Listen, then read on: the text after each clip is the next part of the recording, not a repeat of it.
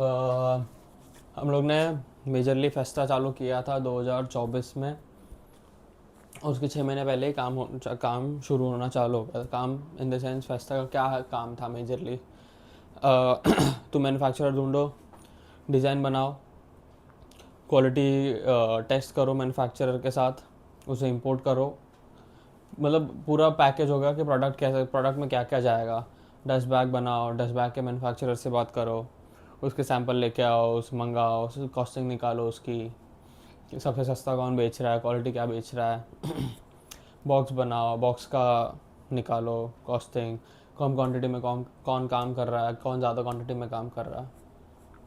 Starting का काम बहुत ज़्यादा, कोई भी बिज़नेस में प्रोडक्ट डेवलपमेंट वाला स्टेज होता है ना, वो बहुत मुश्किल ही होता है, क्योंकि तू स्टार्टिंग में कभी भी पूरा पैसा सिर्फ प्रोडक्ट डेवलपमेंट में नहीं डाल देगा, और एट द एंड तो तू ऑनलाइन बिजनेस ही कर रहा है। तो मेरे हिसाब से 1 से 2 लाख रुपए या 3 लाख रुपए मैक्स में तेरा बिजनेस स्टार्ट और टेस्ट हो जाना चाहिए। ऑनलाइन बिजनेस 1, 2 या 3 लाख तक में, उसमें तेरा सब आ गया, प्रोडक्ट तूने सैंपल से लेके आ गया, उसमें तो तूने तेरा कस्टमाइजेशन या कुछ भी तेरा किया ऐड। जैसे कि अगर मुझे टी शर्ट बेचना हो और तू आर्टिस्ट है, अजय डॉट्स लिखता है, तो उस पर तू कुछ बनाता है अलग यूनिक, तो मैं पहले सैंपल लेके आऊँगा मैन्युफैक्चरर से, क्वालिटी टेस्ट करूँगा, मेरा प्राइसिंग निकालूँगा, और फिर उसको उसको मार्केट करूँगा। हम लोग ने क्या किया, हम लोग ने पूरा टाइम प्रोडक्ट पे इन्वेस्ट कर दिया। हम लोग ने कम से कम 6 से 7 महीने तक हम लोग प्रोडक्ट डेवलप ही कर रहे थे, और इंपोर्ट करने में ही हमारा 7 महीना लग गया था, और 7 महीने में बहुत पैसा भी लग गया था। अगर अमाउंट वाइज बताओ तो 3-4 लाख रुपए की तो इन्वेंट्री थी, इंपोर्ट करने के कॉस्ट अलग थे। इंपोर्ट करने में कम से कम 1.5-2 लाख रुपए गए रहेंगे। और इसमें अगर मैं तेरे को स्टोरी बताऊँ कि स्टार्ट ऐसे हुआ था कि हम लोगों ने सोचा था कि इंडिया का सबसे प्रीमियम ब्रांड बनाया गया। क्योंकि कोई पॉडकास्ट में नहीं देखा था, ना ही कभी देखा था बाहर कि हाँ ज़रूरत है इंडिया को प्रीमियम ब्रांड की। हमने कैसे नोटिस किया था, मैं मेरे चाचा के पास जाता था काम करने के लिए, उसका होलसेल का बैग्स का बिज़नेस था। वो क्या करता था, वो चाइना से इंपोर्ट करता था लुई विटॉन, गुची वगैरह वगैरह डुप्लीकेट, और यहाँ पे रीसेल कर देता था। और रीसेल में भी ऐसा अच्छा भाव निकलता था। जैसे कि अगर एक छोटा सा इतना सा पाउच है, पर्स है गुची का, वो 2,000 में होलसेल में बिक रहा है, तो रिटेलर कम से कम 4,000 में बेच देता है।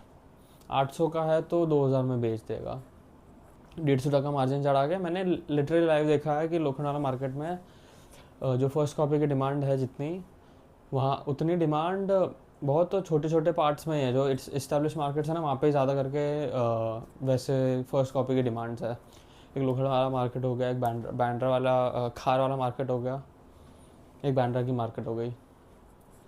ये 2-3 जगह पे ही है। बाकी जैसे साउथ बॉम्बे जैसे और आगे आगे जाते गए, वहाँ पे सीधा ओरिजिनल बिकता है। और तुम जैसे अंधेरी, ये सब अंधेरी तो छोड़, उसके बाद आ गए मलाड गोरेगा, यहाँ पे नॉन ब्रांडेड बिकेगा, कि विदाउट ब्रांड में तुम 1200-1500 तक का कोई भी प्रोडक्ट बेच दो, बहुत अच्छे से बिक जाएगा ऑफलाइन में। तो मतलब एक स्वीट स्पॉट जितना होलसेल की भी मार्केट में देखा था ना, होलसेल में 500 रुपये से स्टार्ट होता है और 2,000 तक एक स्वीट स्पॉट है होलसेल में, कि तुम बेस्ट क्वालिटी का माल लेके आ रहे हो, 2,000 तक बेचो होलसेल में, और उससे ज़्यादा गया तो होलसेल में भी बिकना मुश्किल है। और रिटेल में रिटेल में 1,000 से 3,000 तक, लोखंड मार्केट या फिर ऐसी मार्केट जहाँ पे फुटफॉल ज़्यादा है। खार के मार्केट देखी है तूने कभी? खार में सागर वागर गया नहीं है कभी? एक दुकान है वो साइड में भी, उतना ही है कि एक स्वीट स्पॉट जितना नोटिस किया है वो है 3,000 तक, 3 से 4,000 तक, उससे ज़्यादा नहीं। क्योंकि फिर 4,000 के बाद ब्रांड्स चालू हो जाती है। कि तू 4,000 तक गया तो तू तेरे को अल्डो का मिल जाएगा 5,000 में, 6,000 में। फिर तेरे को ऑनलाइन में अच्छी वैरायटी मिल जाएगी। तो एक स्वीट स्पॉट था इतना। पर मैंने सोचा था कि लग्जरी जैसा काम करना है, क्योंकि मैं कोच देखता था, मैं अरमेस देखता था, फिर मैं वहाँ पे फेंडी देखता था, इतने बहुत बड़े बड़े ब्रांड्स देखता था। तो वहाँ पे जो डिज़ाइन आती थी चाइना से वो हूबहू सेम उसके वेबसाइट में भी बिकती थी।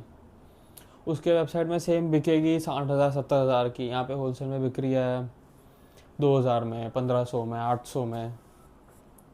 तो मैंने यही सोचा था कि चाइना की क्वालिटी जो है वो डाउनग्रेडेड क्वालिटी है, तो ऐसा क्यों नहीं करते हैं कि हम अच्छे मैन्युफैक्चरर को पकड़ते हैं और उनसे इंपोर्ट करते हैं। तो वो टाइम पे मैंने स्पेन के मैन्युफैक्चरर से बात किया था, चाइना के मैन्युफैक्चरर से बात किया था, और टर्की वालों से बात किया था, इटली वालों से बात किया था। कुछ कुछ के तो होलसेल भाव ही 60,000 70,000 रुपये थे। एग्जॉटिक स्किन्स होते हैं, क्रोकोडाइल वाले, ये हो गई ऐसे कोई ऐसा एनिमल जो बहुत रेयर हो पूरी दुनिया में, स्नेक की स्किन हो गई।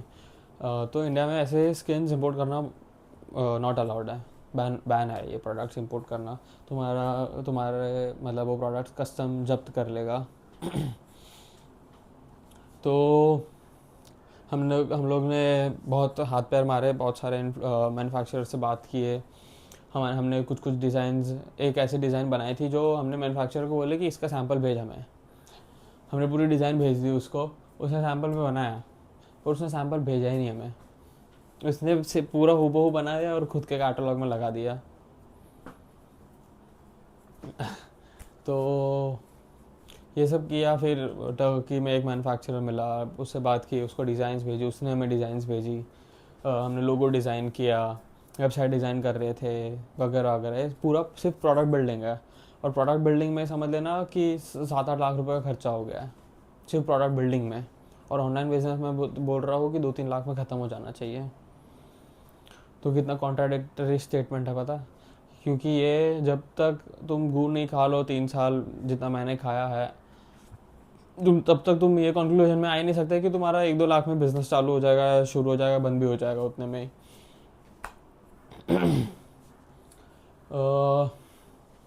इसमें इन्वेंट्री पे पैसा गया।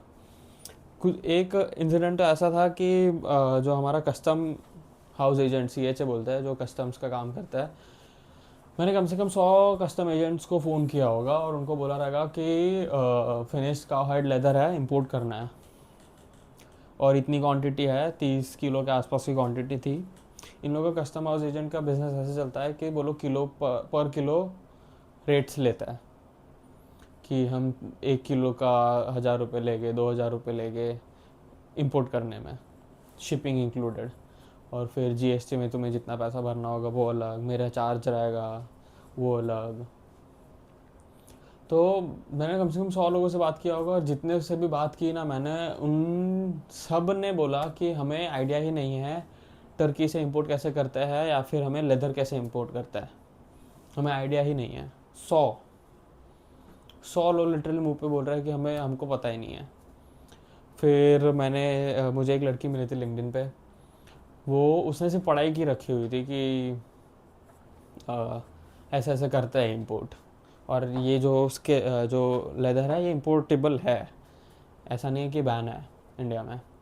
तो उसने बोला कि इंपोर्ट कर सकते हो, मैं मेरे कस्टमर हाउस एजेंट को बोल रहा हूँ कि इंपोर्ट कर सकता है। वैसे करके हमने जैसे तैसे इंपोर्ट किया। फर्स्ट इंपोर्ट हमने इलीगल वे में किया, सेकंड वाला इंपोर्ट हमें लीगली किया। इसमें भी पैसा खिलाने में इतना टाइम लग गया कि तू पूछ ही मत, कि इधर पैसा खिलाओ उधर पैसा खिलाओ, ये सब मगजमारी की। तो फर्स्ट गलती ही ये थी कि तुमने इन्वेंट्री होल्ड की। ऑनलाइन बिजनेस में मेरे हिसाब से कभी भी इन्वेंट्री नहीं होल्ड करनी चाहिए अपार्ट फ्रॉम सैम्पल्स। जैसे कि अगर यही है, ये अगर मुझे 1,000 रुपये का पड़ता है, तो 1,000 रुपये का पड़ता है, तो मेरे पास कितने ही सैम्पल्स होना चाहिए, 10-15-20 एट मैक्स, बराबर। उतने सैम्पल्स होने चाहिए, इससे ज़्यादा का करूँगा क्या मैं। 10 पकड़ ले, 10 रखे, 10 का मैंने कंटेंट बनाया ऑनलाइन ही, उस पर ही मैंने एड्स ट्राई की, मैंने घर घर जाके प्रोडक्ट बताया कि देखो ऐसा प्रोडक्ट है, कितना पे करोगे। तुमने पहले प्रोडक्ट रिव्यू लिया कि कितना सच में काम कर सकता है ये प्रोडक्ट, कि तुमने ट्राई कराया, टेस्ट कराया, तुमने पूछा लोगों को जाके कि तुम कितना पे करोगे, तुम्हें क्या कैसा लगा, इसमें क्या चेंजेस करोगे, इसमें क्या होना चाहिए क्या नहीं होना चाहिए। तुमने पहले एक मैप कर लिया, एक पर्सोना मैप कर लिया। अगर तुझे जैसे कि बैग में ही है कि मैंने ऑलरेडी प्रोडक्ट रेडी कर दिया, अगर मुझे कहीं बेचना हो तो मुझे उसका कस्टमर पता होना चाहिए। तो मैंने वो कस्टमरों पे कभी फोकस ही नहीं किया। जैसे कि यहाँ पे लिखूँ मैं,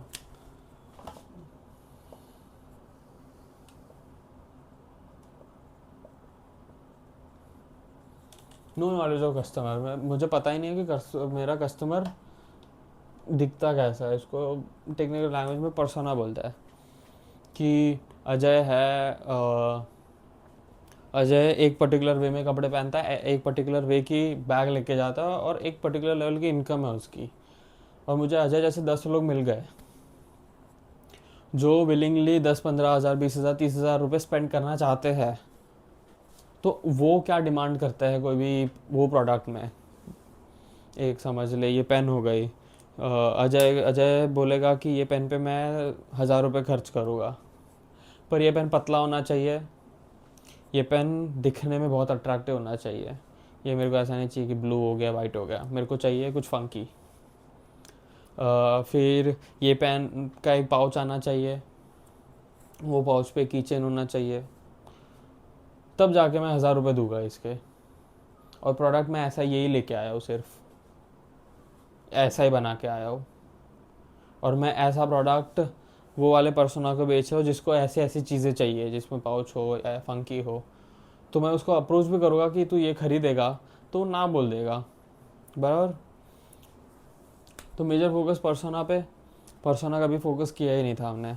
हमने सिर्फ प्रोडक्ट बना दिया था और हम एक ख्याली पुलाव ऐसा बना रहे थे कि हो जाएगा सब कुछ, हो जाएगा सब कुछ।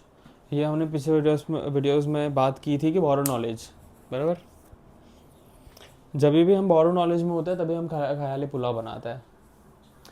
तो जैसे कि अगर एक कोट था कि mile wide and inch deep, और inch wide and mile deep. इसका मतलब क्या समझता है?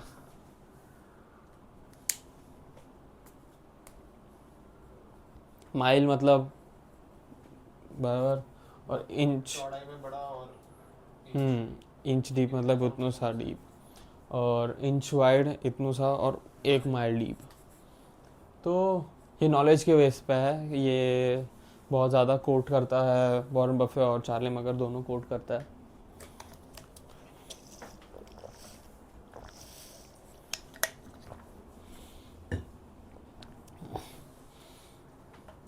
तो मेरा सिंपल सा फंडा था कि inch wide and mile deep करेंगे, जो भी करेंगे।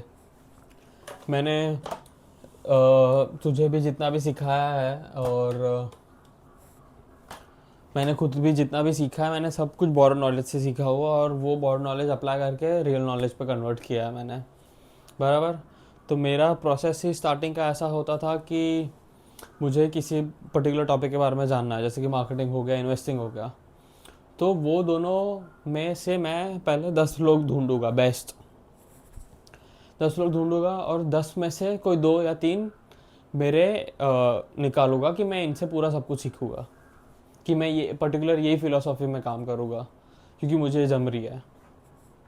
तो मैंने मार्केटिंग में से निकाला था सेथ गोडिन और रॉरी सदरलैंड, सुना है। और इन्वेस्टिंग में से निकाला था वॉरेन बफे, और चार्ली मंगर निकाले थे। उसके बाद मुझे मोनिश पम्पराय मिला, फिर उसका ही ली लू एक बंदा है जो चार्ली मंगर के फंड्स मैनेज करता है, वो मिला। फिर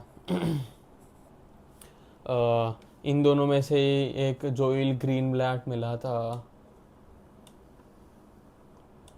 फिर वॉरेन बफे की फ़िलासफ़ी से को रामदेव अग्रवाल मिला था, और इन लोग की फिलोसॉफी, मतलब ऐसे मैं तो पूरा चार्ट बना सकता हूँ कि मुझे किसके किसके फिलोसॉफी से क्या क्या मिला था। मार्केटिंग में मेरे को ये दो मिले थे।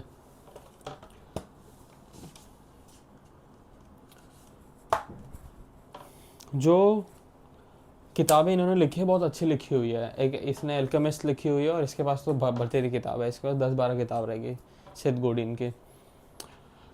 तकलीफ ये हो रही थी इसमें कि तू पूरा टाइम तू किताबें पढ़ और जितने भी पॉडकास्ट पढ़ पॉडकास्ट देख, तुझे सिर्फ ईगो ही बिल्ड हो रहा था तेरा। ईगो से एक भी ये भी चीज़ बिल्ड होती है कि तू सिर्फ ओवर कॉन्फिडेंस पे काम कर रहा है। कॉन्फिडेंस तो बहुत अच्छा है, ओवर कॉन्फिडेंस भी बहुत अच्छा है, पर जब over confidence lack of implementation में आता है ना, तब कुछ काम नहीं आता है। मैं सब कुछ जान रहा हूँ कि प्रोडक्ट को प्राइस कैसे करोगे, कैसे मार्केट करोगे, वगैरह वगैरह सब कुछ, पर इम्प्लीमेंट करने की बात आई तब मैंने कंटेंट आउटसोर्स कर दिया। कंटेंट आउटसोर्स करना मतलब एजेंसी के पास चले गए तुम, बराबर। और कंटेंट कहाँ से एजेंसी को भेजा, सिर्फ रेफरेंस के थ्रू, बस। समझ में आ रहा है कुछ? कंटेंट इन द सेंस क्या, रील्स वगैरह हो गया। तो जो इसकी फ़िलोसॉफ़ी थी, जो इन दोनों की फ़िलोसॉफ़ी थी कि एक्स एक्स एक्स होना चाहिए, यहाँ पे कुछ भी चल रहा है, ABC चल रहा है यहाँ पे। फर्स्ट पॉइंट हो गया लैक ऑफ इम्प्लीमेंटेशन, कि तुम्हें इम्प्लीमेंट ही नहीं करने आ रहा है तुम जो सीख रहे हो। तुमने सीखा, और जब तक तुम खुद इम्प्लीमेंट नहीं कर पाओगे तब तक तुम आउटसोर्स ही नहीं कर पाओगे कोई भी चीज़ को।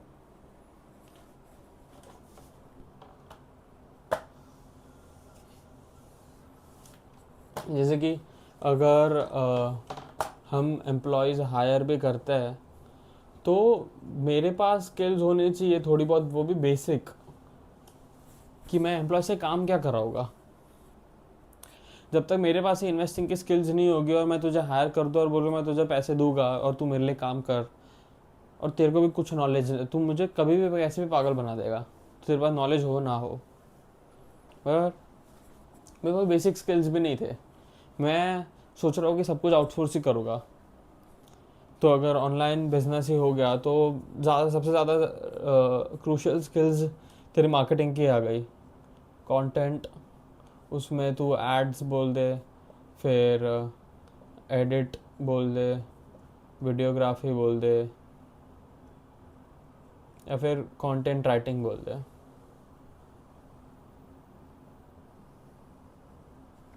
आज मेरे को क्या आता है मैं बेसिक एंगल से शूट कर सकता हूँ, मुझे पता है कि कैसे क्या हो सकता है, थोड़ा बहुत बेसिक पता है। एडिट में मुझे पता है कि मोशन ग्राफिक्स के टाइप्स ऑफ एडिट पता है मुझे, कि क्या कितने में हो जाना चाहिए। और कंटेंट राइटिंग में मेरे को पता है कि मैं एक ढांचा दे सकता हूँ, एक स्ट्रक्चर दे सकता हूँ कि तुम्हें इस पे कंटेंट लिखना है और ऐसा ऐसा कंटेंट चाहिए।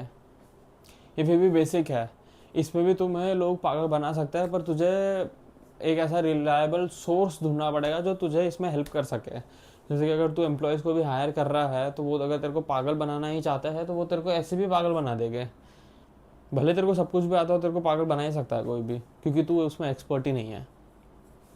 पर फिर भी एक रिलायबल लोग कभी कभार कभी मिल जाता है, नहीं मिलता है, वो थोड़ा वो ट्रायल एंड एरर टाइप से होता है कि तुम ट्रायल एंड एरर कर करके लोग वैसे ढूंढो कि जो तुम्हें लिटरली कुछ काम करके पता है।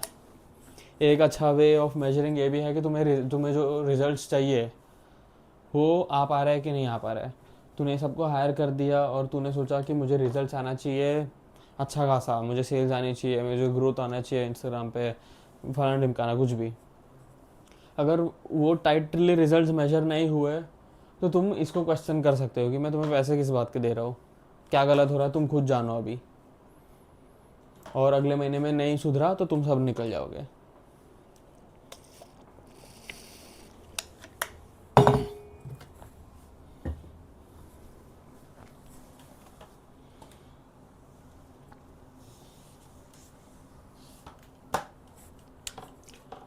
लैक ऑफ स्किल्स,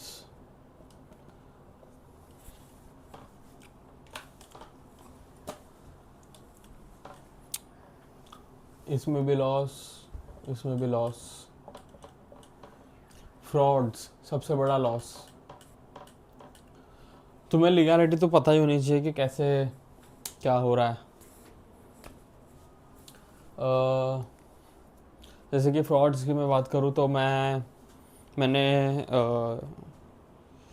यूएसए के मेरे को 2-3 इन्फ्लुएंसर्स ने पागल बनाया है, जापान के इन्फ्लुएंसर्स ने पागल बनाया है, इंडिया की कुछ एजेंसीज़ ने मुझे पागल बनाया है, फिर कुछ और कोई बाहर की एजेंसीज थी उसने मुझे पागल बनाया है, एक कोई यूटोपिया का एक बंदा था। मैं 7-8 फ्रॉड्स में फंस चुका हूँ, साइड बाय साइड। ऐसे भी नहीं कि मतलब एक साथ में, ऐसा नहीं कि कोई 6-6 महीने के बीच में कोई पागल बना रहा है। तुम फ्रॉड से कैसे बच सकते हो वो तो अब तक ना पता है, कोई लिखा हुआ ही नहीं है कहीं पे, या मेरे को कोई भी एक सोर्स नहीं मिला है कि तुम फ्रॉड से कहीं पे बच सकते हो। छोटे कैपिटल में तुझे एक, मुझे समझ लेना, एक वेबसाइट डिज़ाइनर पे भी पागल बनाया, मुझे बोला कि मैं वेबसाइट बना के दूंगा 10,000 में, और 10,000 लेके चला गया। मैं जब बिज़नेस नहीं कर रहा था, उसके पहले मैं जब इन्वेस्टिंग कर रहा था ना, तब मुझे ऐसा लगता था पूरी बहुत अच्छी है दुनिया है। पर जब दुनिया ने रंग बताया ना, मेरे पैसे डूबे, इतने अच्छे खासे 1-2 लाख के आसपास तो मेरे फ्रॉड्स में घुस गए रह गए। तो तब पता चला कि दुनिया बहुत अच्छी भी है, बहुत बहुत लोग काम आएंगे, पर वो जो लास्ट 5% लोग होते हैं ना, जो तुम्हारे धज्जियाँ उड़ा सकते हैं, वो 5% के लिए तुम्हें बहुत ज़्यादा केयरफुल रहना पड़ता है। जैसे कि अगर तुझे अच्छे लोग मिल भी जाएंगे ना, तो तू स्टेप बाय स्टेप ही काम करेगा कि आधी वेबसाइट बनी है तो आधा पेमेंट ले, पूरी बनेगी तब पूरा देना, पूरा दूंगा। वैसा तूने एक सेफ्टी पर्पस के लिए एक कॉन्ट्रैक्ट्स बना लिए। कॉन्ट्रैक्ट्स भी कैसे बनाएगा तू? कोई भी लॉ का फ्रेंड पकड़ेगा या फिर चैट जीपीटी के पास जाएगा और बोलेगा कि मेरे को एक लीगल कॉन्ट्रैक्ट बना के दे, बस तुझे वेरीफाई कराना है कोई भी लॉयर से कि हाँ ये वैलिड है कि नहीं। और तू वो भी ना करा तो सिर्फ तुझे डराने के लिए कुछ पेपर ऑफ वर्क तुम साइन कर लो, एमओयू साइन कर लो, कुछ भी कर लो, तो उससे तुम फ्रॉड से बच सकते हो। और मैंने जितना फॉरेनर्स के साथ काम किया है ना, फॉरेनर्स के साथ काम करना ना बहुत ऐसा है कि तुम ना वो Indians and dogs are not allowed वाला जो पोस्टर हमने जो पढ़े है ना हिस्ट्री में, सच में वैसा ही फील होता है। वो लोग को, उनके मन में इतनी वाइट सुप्रीमेसी है ना अभी भी, कि वो तुझे एंटरटेन ही नहीं करेंगे। अगर गलती से किसी ने तेरे साथ काम भी कर लिया ना, तो बस काम तक का ही काम है, ऐसा नहीं कि कभी रिलेशन बिल्ड हो गया। हम चलते फिरते रिलेशनशिप बना सकता है। तू कहीं पे भी चले जा, किसी के साथ बात कर ले, 5 मिनट बात कर लेगा, नंबर एक्सचेंज कर लेगा और पूरी ज़िंदगी भर तेरे साथ बात करते रहेगा। उतने अच्छे लोग हैं हमारे इधर। और वहाँ पे तू 1 लाख 2 लाख रुपए 3 लाख रुपए का बिजनेस भी कर ले, कोई तेरे को पूछने भी नहीं आएगा बिजनेस खत्म हो गया, बिजनेस के पहले कुछ कुछ नहीं, ज़ीरो एंटरटेनमेंट, कुछ तेरे को कहीं कहीं तो अटक जाएगा, तू हेल्प करने हो कुछ नहीं करके देंगे वो। इतने ख़राब लोग हैं बाहर के, और पता नहीं लोगों को बाहर ही क्यों जाना है। मुझे मेरा जो एक्सपीरियंस था जहाँ पे मुझे एक ही बंदे से मैंने पूरे कंट्री को जज कर लिया, क्योंकि वो अच्छा खासा तोड़ आदमी था। ऐसे समझ लेना कि वो जापान में सैमसंग को रिप्रेजेंट कर रहा है। सैमसंग जैसा बड़ा स्पॉन्सर, अगर वो ऐसी हरकतें कर सकता है, फ्रॉड्स कर सकता है, तो सोच पूरी कंट्री कैसी होगी।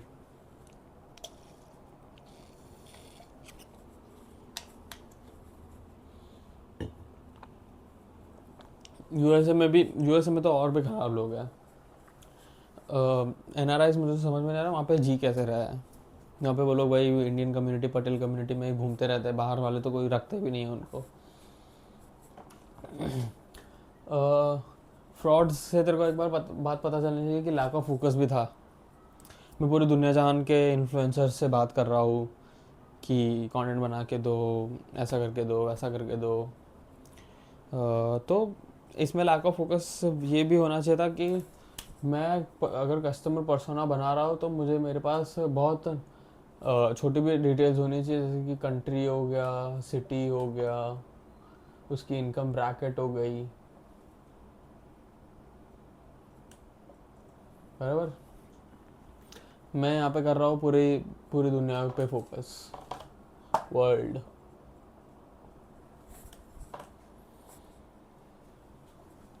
और इतनी बड़ी दुनिया पे फोकस कर रहा हो तो इसलिए इतने सारे फ्रॉड्स हो गए। तो तीसरी बात, चौथी, एक दो तीसरी चौथी पांचवी मेन बात थी कि हम लोग ने चंक्स में पैसे डाले। मैंने अगर 20 लाख 25 लाख रुपए डुबाया है तो मैंने एक साथ नहीं डुबाया, मैंने डुबाया 4 लाख 4 लाख 4 लाख 4 लाख ऐसे करके डुबाया कि मैं वापस जीरो पे आ जाऊँ, वापस इन्वेस्ट कर दूँ, वापस जीरो पे आ जाऊँ, वापस इन्वेस्ट कर दूँ, वैसे करके। एक फंड असाइड होना चाहिए कि मैं 2 लाख से ऊपर ज़्यादा डालूंगा ही नहीं, भले कुछ भी हो जाए, भले आधा ही बिजनेस अटक जाए। क्योंकि मैंने सोचा था 7 के ऊपर नहीं डालूंगा, पर 7 तो मेरा सिर्फ प्रोडक्ट में ही चला गया था, क्योंकि हो गया था। मैंने तेरे को भी बता दिया कि आज के डेट में ऐसे कर सकते हैं, कैसे कर सकते हैं ऑनलाइन मेरे अकॉर्डिंग। तीसरी बात, जितना ये सारी चीज़ें हो भी रही थी तो इसमें जब इमोशनल जो स्टेट थी ना, वो सबसे ज़्यादा मेन है जानना। क्योंकि ये सारी चीज़ें ना तेरे को कहीं भी बुक में भी बता देगा, कोई यूट्यूब पे भी बता देगा। जब इमोशंस हैंडल करने की बारी आती है ना, तब हमारा लग जाता है।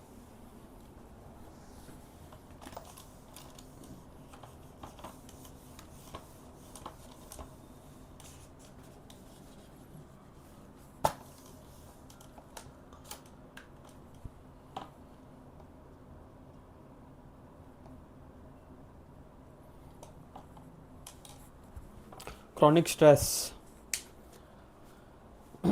स्ट्रेस एक ऐसा इमोशन है जो तभी कभी तेरा मन ना तेरे को बोध ही नहीं करने देता कि तुझे स्ट्रेस है। बोध इन द सेंस पता ही नहीं चलने दे रहा, डिफरेंस ही नहीं क्रिएट करने दे रहा कि तुझे स्ट्रेस है, स्ट्रेस हो गया मतलब मेजरली वो जो मन फीलिंग्स को भी नहीं बोध करने देता। मैं क्या फील कर रहा हूँ आज, तू मुझे बता कि आज तू पूरे दिन तूने क्या फील किया। बस नॉर्मल जैसा दिन था, कल का वैसे। कल का था वो क्या होता है, तो कल क्या फील किया था वो बता। आज सुबह से बता ना क्या क्या एक्टिविटीज की तूने। उठा, फिर दाना देने गया, मंदिर गया। मंदिर गया तो क्या फील किया। अच्छा लग रहा था, पीस लग रहा था। पीस लग रहा था, डर लग रहा था डर क्यों लगा, पीस लग रहा था। कि कुछ हो नहीं रहा, भगवान कुछ करके दे दो। नहीं, पीस। दाने दिए, फिर दाना दिया तब क्या आया, ईगो आया कि मैं खाना खिला रहा हूँ। फिर वही कि अच्छा लग रहा था, जब कुछ पुण्य कर रहे हैं। हो गया ना ईगो, तू कर रहा है भाई तो ईगो हो गया कि मैं खाना खिला रहा हूँ, मेरे को इससे फ़ायदा मिलेगा, डिज़ायर आ गया इसके अंदर तो कि फ्यूचर में पॉसिबिलिटी है कि मेरे को कुछ अच्छा मिलेगा ना। पुण्य कर रहा हूँ ना, पुण्य कहाँ कहाँ कहाँ लेके जाएगा पुण्य। पुण्य तो वो ऐसे क्रेडिट स्कोर्स तो नहीं है कि कैश इन हो जाएंगे। है ना। तो मन हमें बोध ही नहीं करने देता, तो ऐसा नहीं है कि वो कभी करने ही नहीं देगा। तू चेक इन करते रहेगा तब तक तभी तेरे को वो बताएगा कभी भी विलिंगली। मन को ऐसे ऐसे पकड़ ले कि एक अलग ही एंटिटी है वो। तू उससे बात करेगा ना, वो 4 दिन जवाब नहीं देगा, पर 5वें दिन बहुत अच्छे से बात करेगा। ऐसे तेरे को लोग पागलों जैसी बातें लगती होगी। पर सिर्फ एक बार इम्प्लीमेंट करके देखना ये चीज़, बहुत बातें करता है तेरा मन तुझसे। इनफैक्ट मन बातें करता है, उसको थॉट्स बोलता है। तुझे फीलिंग्स और क्रॉनिक स्ट्रेस पता ही नहीं चलेगा क्या है, फीलिंग्स तो चल तू फिर भी ना एक बार पता कर लेगा। और क्रॉनिक स्ट्रेस ऐसा चीज़ होती है जहाँ पे तेरा बिहेवियर बहुत ऑब्सेसिव हो जाता है। ऑब्सेसिव इन द सेंस कि तू ऐसे बिहेवियर में इंडल्ज हो जाता है, ऐसे वेरिएबिलिटी में इंडल्ज हो जाता है। वेरिएबल क्या होता है कि न्यूनेस है, न्यूनेस, अनसर्टेनिटी। अनसर्टेनिटी और न्यूनेस कहाँ पे आती है?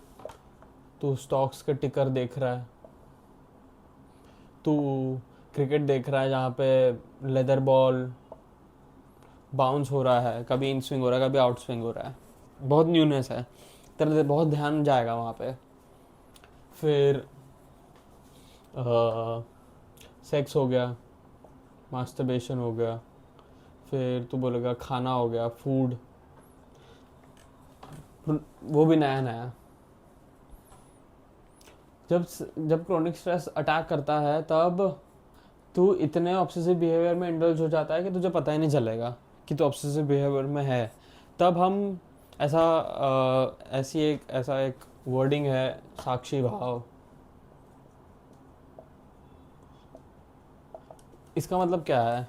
इसका मतलब ये है कि अजय अजय यहाँ पे बैठा हुआ है, पर अजय का एक वर्जन वहाँ पे बैठा हुआ है ऊपर। अजय वो वर्जन को नहीं देख रहा है। अजय का जो ये वाला वर्जन है वो अजय को देख रहा है और सोच रहा है कि अजय क्या कर रहा है। अजय यहाँ पे बैठे बैठे सिर्फ बातें सुन रहा है। अजय वो वाला अजय बैठे बैठे सिर्फ हंस रहा है कि ये सिर्फ बातें सुन रहा है, बराबर। तो जब ऑब्सेसिव बिहेवियर में आ गए तुम, जब तो एक सिर्फ रियलाइजेशन तुम्हें ऑब्सेसिव बिहेवियर से बाहर निकाल सकती है और तुम्हें बोध करवा सकती है कि तुम क्या फील कर रहे हो, तुम क्रॉनिक स्ट्रेस में हो कि नहीं हो। जब कुछ भी नहीं होता रहता ना जीवन में, तब क्रॉनिक स्ट्रेस सबसे ज़्यादा अफेक्ट करता है। एक एंजाइटी वाली लूप में चले जाते हो कि क्या कर रहा है, क्या कर रहा है, क्या कर रहा है। तुम्हारे इमेजिनरी कोई भी दूसरे सेल्फ से बात करते रहते हो कि रिश्तेदार पूछेंगे क्या कर रहा है तो तुम उसे जवाब दे रहे हो। फिर पापा पूछ रहे हैं, पापा से झगड़ा हो रहा है, मन में ही झगड़ा हो रहा है, रियलिटी में नहीं हो रहा है कि पापा आज ये आके बोलेंगे और मैं उनको ये जवाब दूंगा। ये सब 2-3 चीज़ें मिक्स करके तो क्रॉनिक स्ट्रेस पे चली जाती है। और क्रॉनिक स्ट्रेस पे सबसे ज़्यादा ये सारी चीज़ें होती है कि तुम पूरा दिन स्टॉक के टिकर्स देख रहे हो, ये पूरा दिन खा ही रहे हो, पूरा दिन सेक्स के बारे में सोच रहे हो, पूरा दिन हिला ही रहे हो, वगैरह वगैरह। और भी अलग अलग होता है, इतने मेरे को पता है।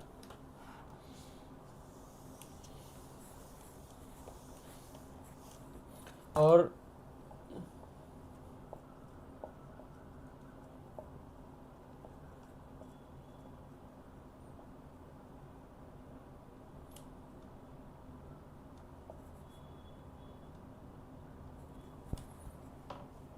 to what length desperation drives a man?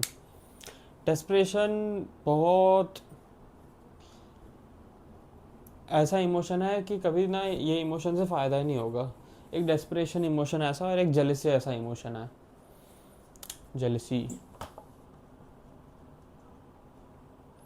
Jealousy stamen कैसे करती है? रिलेटिव माइंड से।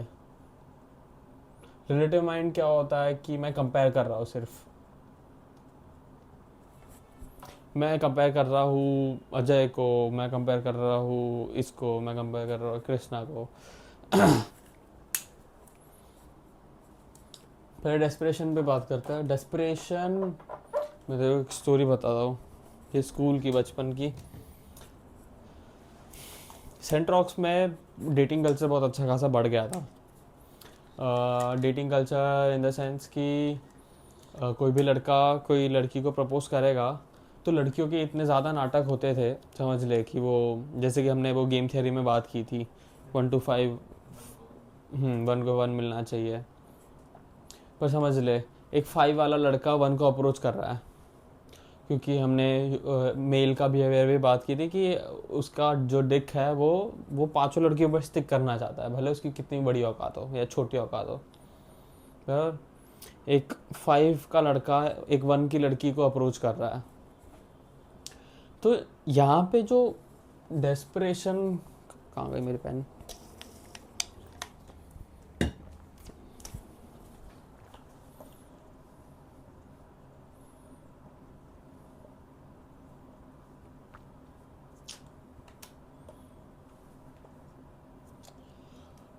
One two three four five, ये जो इतनी बड़ी जो लाइन बनी है यहाँ पे डेस्परेशन है कि 5 का लड़का, 5 in is the lowest, 1 is the highest. ये डेस्परेशन की लाइन में मेरे स्कूल के लड़के इतने गए गुजरे बन जाते थे कि कुछ भी करने के लिए रेडी। कि समझ ले 5 वाले लड़के ने प्रपोज किया 1 वाली लड़की को और उसको बोला कि भाई मुझे तू पसंद है, रिलेशनशिप में आएगी कि नहीं। 1 वाली लड़की बोलेगी कि मैं, मुझे 2 दिन का टाइम दे। 2 दिन बाद बोलेगी वो कि हाँ आओगी अगर तू मेरे लिए एक सिल्क वाले कैडबरी सिल्क चॉकलेट लेके आएगा। तो वो तभी के ज़माने में समझ ले 15-10 साल पहले, तभी के ज़माने में 80 रुपये की आती थी, तभी भी बहुत महंगी होती थी। आज 160-200 रुपये की चॉकलेट हो गई आज के, इन्फ्लेशन कैलकुलेट कर लेगा तो। वो बोलेगी चॉकलेट लेके आ, वो चॉकलेट तोड़ेगी, आधी चूसेगी और उसको बोलेगी तू खा। अगर वो खा जाएगा तो रिलेशनशिप में आएगा, वरना नहीं। और लौंडे खा भी जाते थे। और ये डेस्परेशन तो लड़की का हो गया। पैसे कमाने का डेस्परेशन कहाँ लेके जाता पता?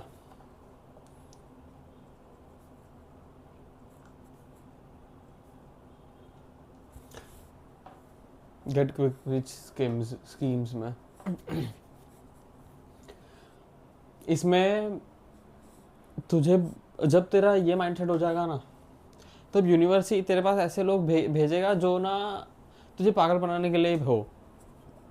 तुझे बोलेगा कि कल के कल पैसे बन जाएंगे, ऐसा ही होता है, ऐसा ही होता है। तब ये टाइम पे तेरे को एस्ट्रोलॉजर्स मिल जाएंगे, तेरे को टैरोट वाले मिल जाएंगे, तेरे को मैनिफेस्टेशन कोच मिल जाएंगे, तेरे को ऐसी एजेंसीज वाले मिल जाएंगे जो फेक फॉलोअर्स ला के दे रहे, फेक एंगेजमेंट ला के दे रहे हैं। वो बोलेंगे कि भाई ऐसा ही होता है, हम तो ऐसे बना रहे हैं पैसे, देखो। तो जब ये वाला माइंडसेट हो जाएगा ना कभी भी गलती से, और तेरे को ऐसे लोग अप्रोच करेंगे कि हाँ तेरा पैसा बना देंगे हम लोग, वो सिर्फ खुद का पैसा बनाने आया है कि तेरे से वो पैसा बना लेंगे। तुझे तुझे गेट तुझे रिच नहीं बनाएंगे, तेरे को और पुअर बना देंगे। गेट क्विक पुअर स्कीम है भाई। ये डेस्परेशन ही लेके आता है।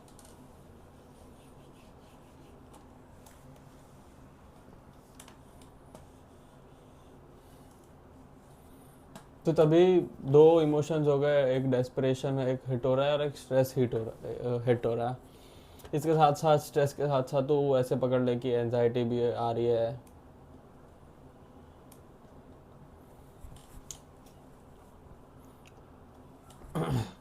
ये सबका सिर्फ क्योर एक ही है कि तू साक्षी भाव में रहे। साक्षी भाव क्या था? मेरे से ऊपर कोई अजय बैठा है, वो मुझे देख रहा है ऐसा। बस वो अजय सिर्फ हंसे जा रहा है तेरे पे। जैसे तूने सिर्फ एक ऑब्जर्वर वाला माइंड भी तू लेके आ गया, तभी ही साक्षी भाव इन जनरली ऑन हो जाता है।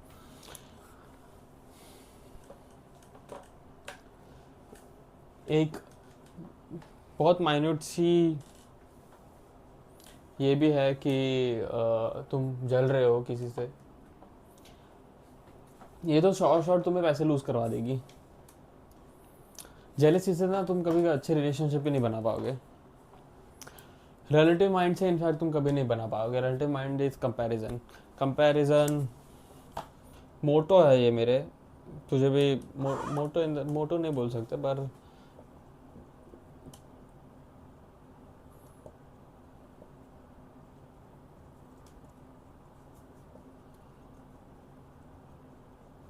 comparison is a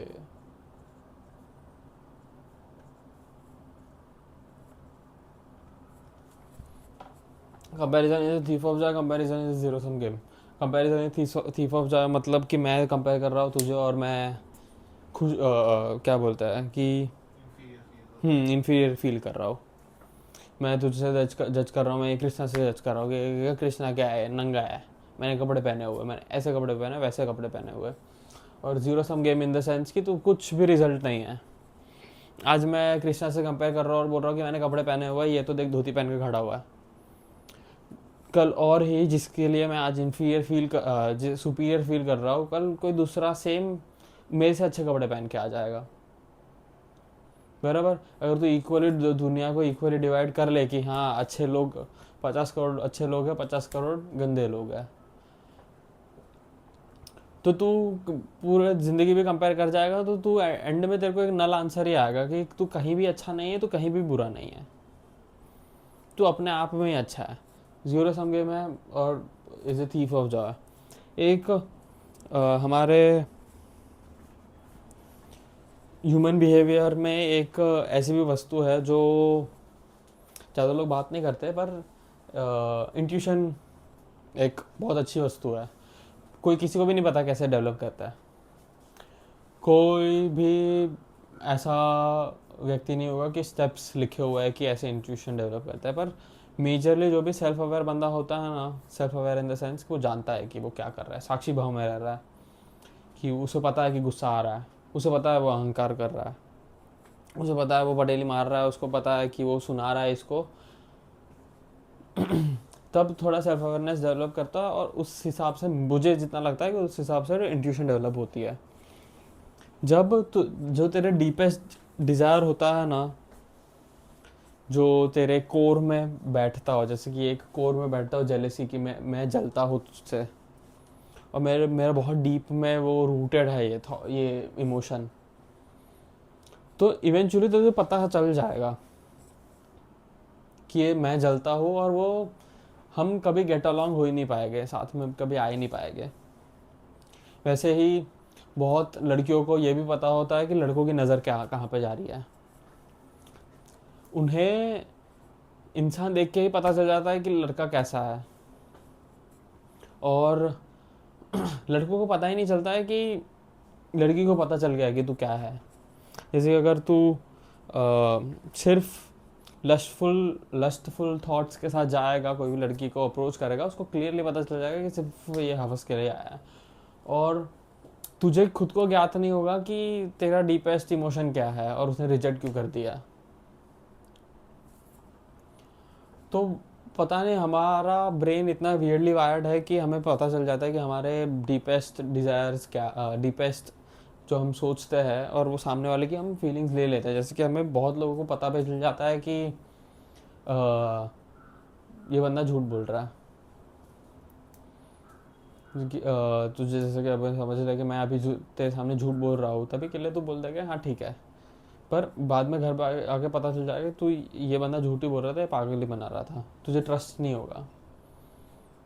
बहुत सारी चीज़ें हमें हमारी बॉडी को इन जनरली पता ही रहती है, बस हमें हमारा जो अंदर की आवाज़ है वो जितनी लाउड होगी उतना ज़्यादा अच्छे से पता चल सकता है। बस